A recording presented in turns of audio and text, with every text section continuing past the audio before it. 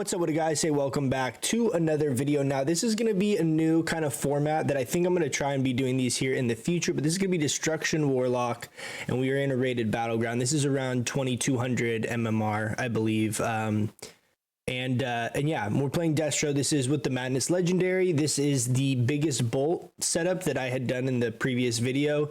I'm using basically that same setup with one change that I made. You can kind of barely see it here, but I am running Shadow Burn. I'm running Shadow Burn here instead of Flashover. This is kind of a twist to this build that I've actually really liked. And so that's one thing that you'll see this a little bit different. But we're going to just go through and I'm going to play through, and then if I need to, you know, kind of show positioning and stuff like that, because I feel like there's a lot of misunderstanding when it comes to RBGs, and I'm not the best RBG player, but I've done a lot of RBGs over the years and have a good grasp on kind of positioning and where to go and all that kind of stuff. So I figured I would kind of try and do these to help you guys if you guys are trying to climb, things that you can be doing. Now, one thing that you'll see is I'm dropping my gate just as a movement, you know, set up so that we can have something kind of in this range here for our melee to get into. And then I'm going to drop my circle back over here. And then I'm going to use those to basically have some mobility if I'm getting trained. The other thing I should mention is that you can see down here, it's kind of cut off here at the bottom of the screen, but I have Grimoire sacrificed, and we've sacrificed our Void Walker.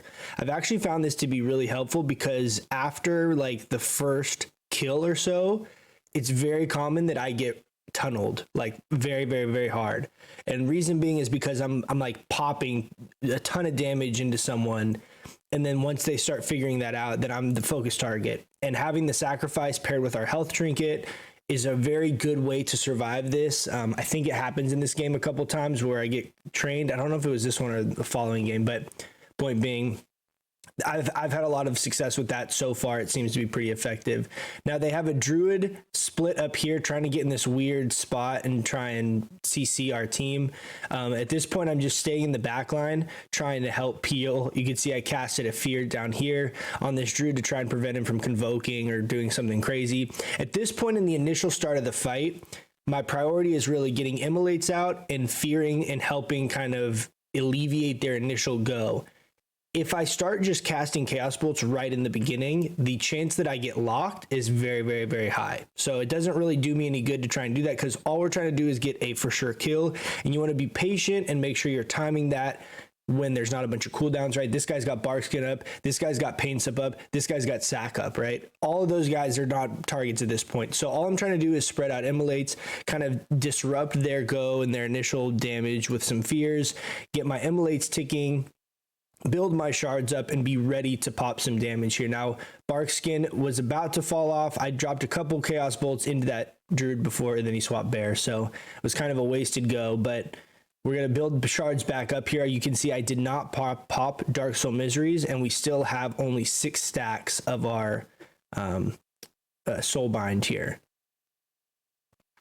Now, the reason I'm holding Dark Soul Misery and Infernal is because, again, it wasn't really a big go. Now, right there, these guys clumped up once we kind of got a little bit of pressure because we've already landed a kill or two. And I dropped my Infernal on, like, I think there's like 3 or 4 of them right there.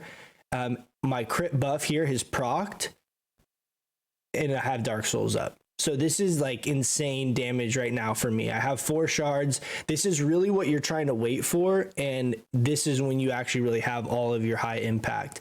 You'll see I actually do go on the Warlock here, and he teleports out of range. So I just swap to the Priest here. 21k, 27k. Did you see it? Can I go back on that? Oh, it doesn't do it. It's 27k Chaos Bolt right there. So keep in mind, this is not consistent with the way that your burst is going to go, but if you're running this setup and you do get this proc and you time it with your misery, this guy didn't have immolate on him either. So if I had immolate on this target, it would have been another 5 or 6% damage because of the conduit. But that's what you're trying to do with this setup, and that's really your value. Now at this point, we're winning the team fight, right? We've already gotten our first few kills. We're pushing in to get the flag and trying to finish them off. If we can, in a perfect world, you want to kind of delay killing them, because at this point, we're for sure going to win this fight. And the more split we can keep their res, the more time that we basically buy ourselves of them having no real valuable pressure. So we kind of kill them off one by one. Now I immediately run out here, and this is an important thing to note. I was like, did I hit for 27K? Important thing to note here is now we have 3 bases. This is where people really mess up a lot in RBGs. We have these 3 bases, right? We have the Bermuda Triangle of bases. It's most likely that they're going to hit market probably unless they feel like we have a really, really strong advantage there. But what our team needs to be doing is basically hovering in these areas because you want to be a close distance between all 3 bases. So at this point, what I'm doing is I'm actually running up and I'm getting up here to the top of this hill because that puts me very close in proximity to ruins. If I need to rotate south, I can also just drop off this hill and then go straight over to market, right? We should have someone doing something similar and getting over to this side of the map. So you at least have 2 people. Now we have 2 rogues with this comp. So the fact that we have 2 rogues allows us a little bit of an advantage, I think, when it comes to the base sitting stuff, because since they're stealth, the other team has to play very honest when it comes to the bases that we have. But you see, I immediately mount up and I run to go spread down to another location because generally, if they don't hit the base that they just hit, like they're not reinforcing what they're trying to initially cap, they're going to try and go for a different base, right? So they'll group up and all go ruins or whatever. It's very important that you need to spin for your team to reinforce and mirror whatever they're pushing. So immediately you see, I go up here, right? We're sitting up here on this hill and these guys are going over here. And now we have, 2 or 3 people. This pally's coming over here to do the same thing. And we're rotating back out immediately after that fight so that we're ready for their next push. This is absolutely the most important thing. And for some reason, a ton of people don't do this in RBGs, especially like a lower rating. And it's very, very frustrating. You need to keep 3 people at a base or at least be close enough to get to that base before it could be capped. Now, at this point, I'm just clicking the nameplates of battleground enemies. This is a really important add-on for this purpose. It's great for team fights and being able to target people. It's also amazing at being able to give you information when you're not in a team fight. You'll see I'm just funneling through clicking to see where their nameplates are rotating along the map. Now their priest comes over here. This is a terrible spot for their priest. I don't know why he ran over here all by himself, but my hope is at this point I can get a kill on him to put them back down at 9 people. You see we already have their warlock dead here. So we have a numbers advantage right now.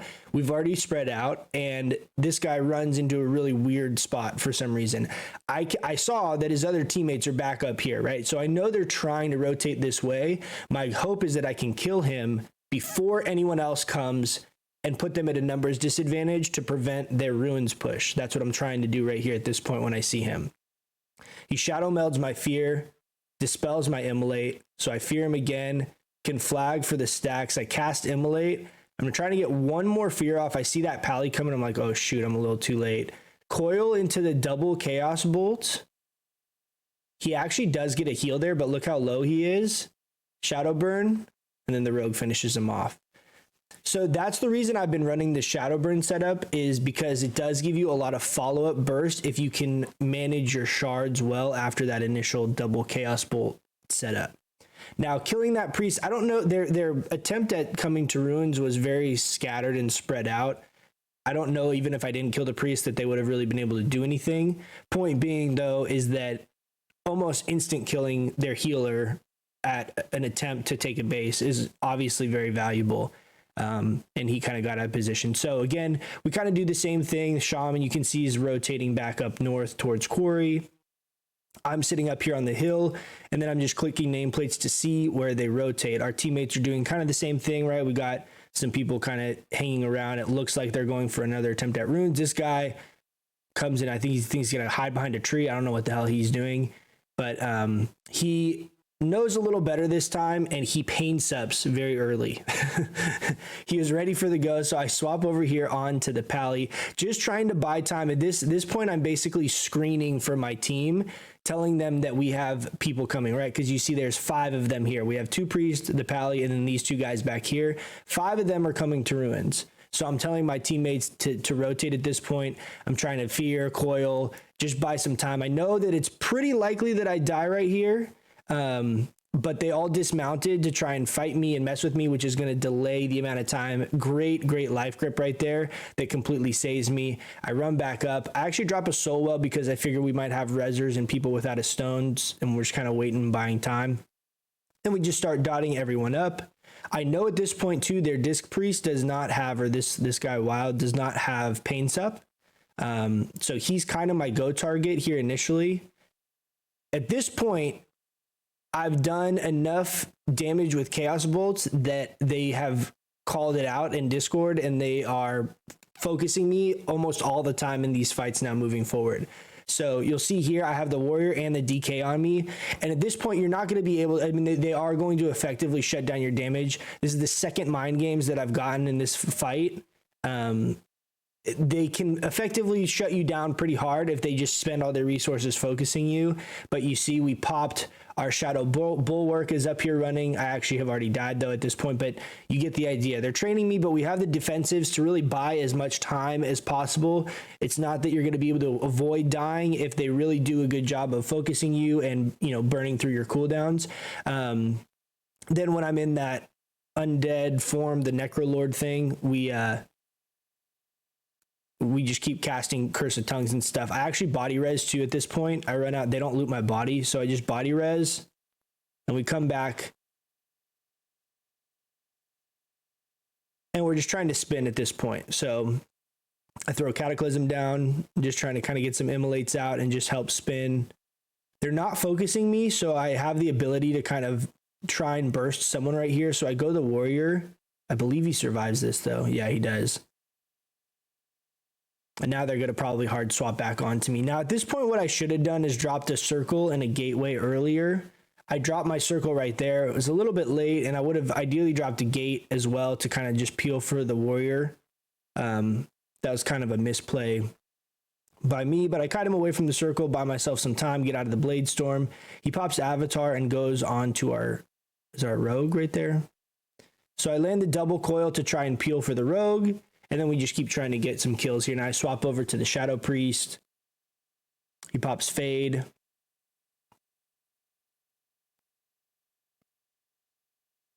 Now we got the crit buff up and Misery, and we have double Chaos Bolts here on the DK. He AMS'd that right there, and I should have probably stayed on the DK. But I did think that that was going to kill him, was why I kind of stopped. Now I'm going to go on the Warrior here with the double Chaos Bolt. Big damage. He ends up still getting healed. We're still spinning this. I believe we capped another base at this point, and yeah, we did. We capped farm, right? Way earlier. So the comms at this point were spin ruins as long as you can. We have farm, but don't worry about it. Just keep spinning and try and delay their cast. I don't know when they capped here exactly what happened. Because I thought I was still spinning. I didn't see who capped it. I wasn't paying attention right now either. But at that point, we're not sending more resources down there. We're really just trying to hold 3. And so we got the 3 at the top. Now this gets a little bit crazy here towards the end. There's some... how do I get this to go away? That's annoying. I've never used this draw tool before. But at this point... we have those 3, and so we're kind of trying to rotate. Now, I want to show you guys something too. One thing that's really important to understand in RBGs, everyone looks at the damage done, which damage done is obviously important and something. But the thing that's really kind of significant that a lot of people don't really put a ton of value on is the killing blows at this point, because in RBGs, that's actually really significant. Oh, I missed it. But at this point, I have 4 killing blows was my whole point. But that's very significant because that's what you're actually trying to get, and being able to secure kills, not necessarily how much damage you're doing over the course of a fight, but being able to pinpoint your damage and be able to secure kills off of it is really what you want. Now they capped farm back because we didn't rotate well right there. And so we call out to go back down to ruins because we know that they've rotated out of ruins at this point once we've rezzed. And most of them were actually going all the way across to farm. So we go down to ruins and we try to just kill them. They only have 2 of them here, at least at this point. I missed my Shadow Fury there. It was really pro of me. Trinket that fear. That's Pain Sup, and so I swap back over to the Priest. Now I do have Infernal up. I don't cast it right here, I don't think. I think I wait until more of them come. Infernal doesn't a ton of AoE damage, so a lot of times I really try to use it as a big AoE stun to help disrupt their backline, because stunning all of their healers for a couple seconds with an instant cast is very, very valuable. Oh yeah, I dropped it there. Did I drop it right there on the healer? I generally will drop it on the healer. I have it as a mouse over macro, so you won't see the reticle at all. Yeah, I do. So I drop it on the healer there. That's a 2-second stun, and we kill the warrior in that stun. So that's exactly the scenario I was laying out. So that's a very common use of how I will use Infernal. It's such a long cooldown. You really want to make sure you're getting value from the damage and the stun, because the stun is very effective if you use it well, and being able to stun their whole backline is just very strong. Now, we killed the warrior, so we have a little bit of advantage here. I completely just delete the DK right there with the double Chaos Bolt. He didn't AMS or anything. There's like a 22k, I think, Chaos Bolt. Focus the Priest. Now we're winning this fight. So I try to just burn the pal. He tries to kind of run away. We get the double Chaos Bolt off here, and he dies from that 16k Chaos Bolt. Now we just need to finish up the warrior. I really probably at this point should have ran over and looted the pally's body, because these guys were kind of body resing. I think the warrior body res right there. They MC the Priest here just to get the cap. DK comes in. We already got this cap back, and they're kind of just trickling in at this point. So it's like we've already won this fight. So I start peeling, getting ready to rotate back up. We lost Corey during this time somehow. I don't know exactly who they sent over there, but we lost Corey, so we have to split back out. So in a lot of these situations, I'm the first one to kind of like peel out, and so I just mount up and then run wherever is needed. So at this point, they have actually, I think they have 2 people at Corey at this point in the game. I rotate, and we start trying to rotate back over, but they send a lot of people. Yes, they had 1 person and they send a 2nd person. So now there's 2 of them at Corey, and they're actually, I believe, a big kind of team fight erupts over here. Now I try to fear the Priest and to go the Druid. He shadow melded that kind of initial go while the Priest was feared. Pain Sup, so I try and swap to the Druid. It's like Bear Form and Pain Sup. He drops Dome. There's not really a whole lot I can do at this point. The Priest is already on Fear DR. We find the Rogue right there, and so I just kind of try and dot them up, wait for Dome, and then I get blown almost off the edge. It's Cloak from the Rogue. I get my crit buff here, and so I really am trying to, if I can, Chaos Bolt. But you see, I get full Root Beamed. I actually don't want to trinket this either, because we're kind of in a spot where it's going to be a little bit tough to win this. They get some CC right there on the Priest, and Cataclysm gets a kill on the Rogue. We're able to also finish the Druid off, I think, right here as well. Yes, and then I double coil to try and secure that kill. Priest knocks me off, but then we end up finishing the Priest here. I don't think they rotate fast enough. I think we actually get it here at this point.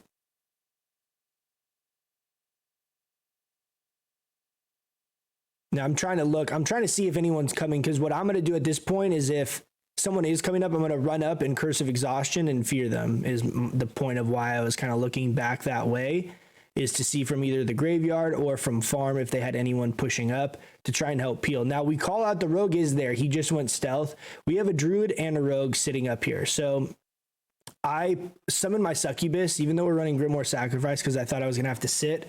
And they're like, no, go ahead, go mark it. So that was why I summoned my minion right there, was thinking that I was going to have to base it up there. Which, even if you're running Grimoire Sacrifice, you can still do that. So it does give you that flexibility. I really like Grimoire Sacrifice for the having access to basically the Battle Master. Not to mention, it's a little bit difficult in RBGs to manage your pet well and have it not get killed all the time with like just how much AoE cleave there is. So I find that my pet dies a lot if I don't run Grimoire Sacrifice. Now we came up to this fight and they're kind of doing a poor job at this. They should be regrouping and having like one big go at something and, you know, send their like rogue and boomkin to another base. They're kind of trickling in. Like they had 3 people here at market. That's not really effective. They're not going to be able to pull off getting market with just 3 of them. So at this point, we're kind of just slowly killing them. We're not, you're trying to just kind of keep them where they're all split and they're not all rezzing at the same time. You want to kind of stagger them out. Now we lost Corey again, which I don't remember how we actually happened on this one. So at this point I call out, I realize that the only person down bottom, we're actually, I know what happens. We're actually really far ahead on points right here. Yeah, so you see that we're at like 1350, right? So I think at this point we'd figure out we win with 2. So I also notice and call out that the Warlock is sitting by himself at shrines because the rogue was up at Corey. We just know that because he was just there. And I click on battleground enemies and I see that the Warlock is over here. So I wait a second here for someone to res. Our priest comes and I call to try and get a little bit of pressure down here and see if we can go ahead and take shrine just to get pressure so that they aren't able to like ghost bases and whatever. You want to kind of still keep some pressure up so that they have to defend. That way you know that they're not going to like be able to 10-man, you know, a base or whatever, and you're going to be completely outnumbered. So I was going to try and fear this guy. It wasn't going to work. We fear each other at the exact same time. I trinket this, double chaos bolt.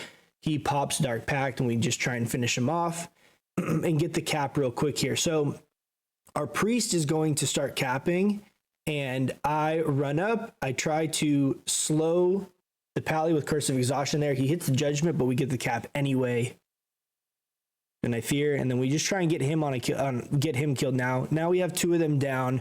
We have 3 bases. We have a significant point lead. So at this point, we're fine. I pop Fleshcraft. I think I summon my succubus here again, just to be safe. I loot their bodies. I should have done this a little bit sooner. Yeah, I do summon the succubus again, just in case. The only point at this point is we don't even really need this base, but it is going to help give us a little bit of pressure, right? We're pretty close to being done here at this point, and that's the whole idea. We're just trying to make sure we have pressure, keep them honest, make sure we don't have some weird thing where they like cap 2 of our bases or something like that. I drop my gate down here just to help if people do try to come up to help defend, that they could potentially get up here a little bit quicker. I'm going to seduce the priest. He trinkets that, and then we end up getting the kill right there. Now, at this point, damage is significant, but I really want to point out the killing blows because that's the whole reason why I'm running this legendary. It's kind of the whole focus of this playstyle is not really how much damage I can do.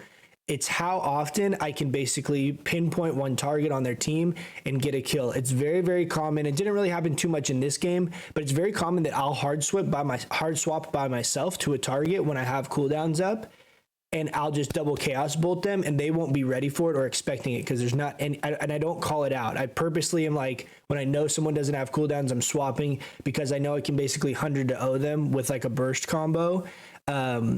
And that's very valuable. The 12 killing blows is very impactful when we're talking about pressure in team fights and getting number advantages overall in RBGs. This one was a little bit wishy-washy. It's just a random group. I don't play with these guys regularly, but I figured it would be good to record this and kind of go through my train of thought, rotations, and how I'm generally playing, and maybe hopefully you guys find some help from this. So let me know what you guys think, if you guys like this format at all, if this is something that you guys would want to see moving forward. We're really close to 2100. I'm at like 2170, I think right now, something like that. So we're really close. Keep our fingers crossed. But yeah, let me know if this is something that you guys like and want to see here in the future. Thanks so much for hanging out, guys. Like always, I do appreciate it, and I'll catch you guys in the next one. See ya.